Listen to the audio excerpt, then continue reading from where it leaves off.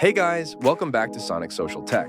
Today in this tutorial, I will show you how to turn off Auto Navigate to Home on Discord. So just follow these simple steps. Make sure to watch the video through to the end.